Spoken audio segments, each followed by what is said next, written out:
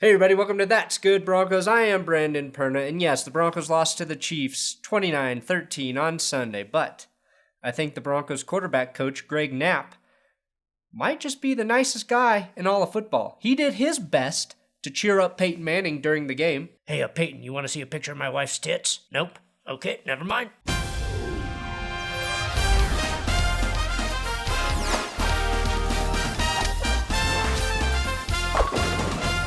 You know what they say? Beauty is in the eye of Aqib Talib's hand. And Talib's hand says, this game was ugly. For me, this loss was worse than the Super Bowl 48 loss because after the Super Bowl, I still had hope Manning could return to the big game and get that coveted second ring. That hope I felt was crushed when Peyton Manning was benched in the third quarter and then ground into a fine fucking powder and snorted through the devil's nostrils when I woke up this morning and heard the news that Peyton has a torn fascia in his foot. This means we have no idea when or if Peyton Manning will return to the field. We may have seen Peyton play his last game. Think about that. So to honor his uncertain future, let's cherish the play where he set the all-time passing record to supplant Brett Favre.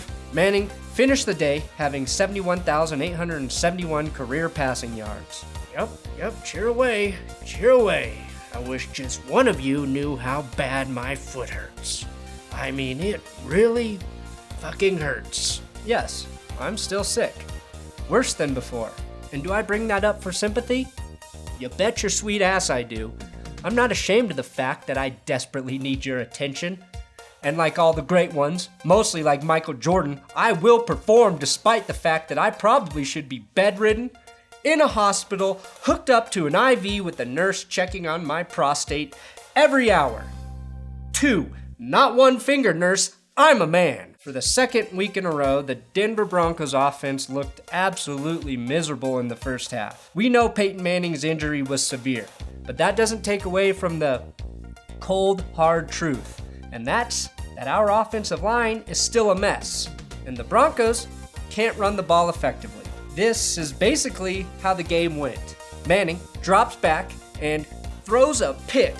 A dirty, dirty pick. The turnover is then followed by a Chiefs touchdown. Brock Osweiler thinks he hears Coach Kubiak calling his name to go into the game. Broncos then go 3 and out. The Chiefs unleash their secret weapon and kick a field goal.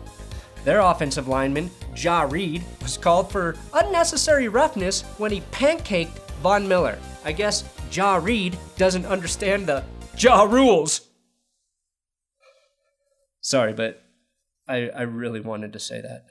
The game continued. Peyton Manning drops back and throws another absolutely disgusting pick. The turnover is wiped with the Chiefs' Cairo Santos field goal. Then Brock Osweiler thinks it's surely Coach's voice calling him to go into the game. Brock, at this point, remained on the bench. Manning dropped back again and then fires another putrid pick. It's like, how does he not know the camera is on him? Cairo, the world's biggest gooch fetish boy, Santos, kicks another field goal. The wind picks up and Brock swears he hears his name whistling through the trees of Mile High. Even when the Denver offense didn't turn the ball over, the Chiefs had great field position and Cairo Santos kicked field goals. I know what you're thinking. Hey, Brandon, didn't anything funny happen in the first half? Well, no, not a single fucking funny thing happened during the first half. Not even this insane woman in the crowd is funny. Yeah, eat your soul, Kansas City! Not even this girl annoyed by her enthusiastic friend is funny. Ugh, I told her those pants make her ass look disgusting. Oh wait, I forgot. Actually, after this promo for Supergirl appeared, Greg Gumbel made this hilarious joke. Tomorrow, Supergirl takes flight in a new episode of the hit drama. That's tomorrow at 8/7 Central, only CBS. Is she allergic to kryptonite too? Nice courtesy laugh there, Trent Green. The proper joke is this. Tomorrow, a new episode of Supergirl takes place. This hit drama will be canceled before you even remember it exists. CBS's half-assed ideas for TV drama are their in-house kryptonite. Seriously, a lot of people thought Supergirl would be a great show here at CBS. The Broncos came out of halftime down 19-0, and in desperate fashion, they attempted an onside kick. It didn't work, but the defense held the Chiefs and forced a punt. Anytime the Broncos lose, I look to a curse to explain the unexplainable.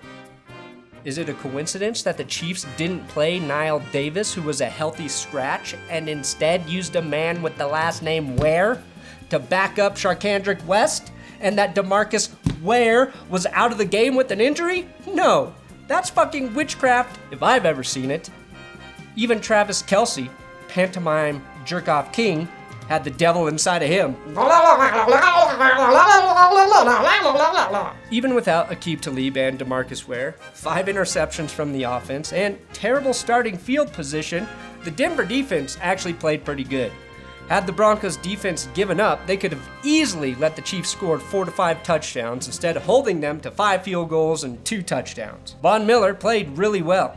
He had pressure on Alex Smith quite frequently, crushing him on this play, and then doing the impossible and sacking Alex Smith, preventing what would have been another Kairos Santos field goal. Marcus Peters, Peyton Manning's greatest enemy, was also the most fashionable player in the NFL.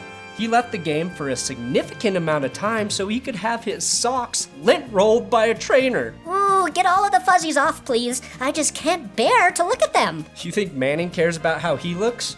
No. Why else would he allow the sideline camera to get this close-up shot of his gooch? That's the true sign of a legend. Yes, I'm avoiding one of the saddest moments in my football life. But in the third quarter, Peyton Manning was taken out of the game after throwing one last puke-worthy pick in favor of Brock Osweiler. All I can say is that knowing PFM has a significant injury makes this benching sting just a little less. He probably shouldn't have played at all. Now, we know the Broncos lost this game 29-13 and that Brock led the offense on both of their scoring drives. And if you want to see the Brock Osweiler highlights, that will be in a separate video tomorrow. It should be up tomorrow. I'm sorry it's not up now. I'm sick. I'm a pussy, and I didn't have the time or the heart to finish it today, and I wanted to take a deep look at what he did against Kansas City. And you'll get that. So instead, I wanted to spend the last couple minutes of this video trying to make us all feel better. And to do so, I want to show everyone the dumbest play in NFL history. And no matter how many times I see it, I laugh. Yes, I'm talking about Gus Frerotte headbutting a padded wall and getting a concussion. You like that? You like that? You like that? You like that? You like that? You like that? Yeah, I do like that, Captain Kirk. I like it a lot. You know what they say? The darkest hour is just before dawn. And when the sun finally rises, it illuminates exactly how dire and fucked up things are in your world. So pray you stay sheltered in the dark, because that sun will expose a reality of an unfair and cruel world. Manning's return to the field is uncertain. I'm excited to see Brock play, but until Peyton Manning retires, my heart will root for him. Godspeed, Peyton. I do hope you return healthy and ready to play. Thanks for watching another episode of That's Good Broncos. Make sure you subscribe here. Come back tomorrow for the Brock Osweiler highlights. I think there are a lot of things to be excited about with Brock. We'll see how he does against the Bears. Make sure you give me a follow on Twitter at Brandon Perna, and let me know in the comments how sad you are to see Peyton Manning get benched on a scale of 1 to 10. If your answer's not a 10, then you don't have a soul.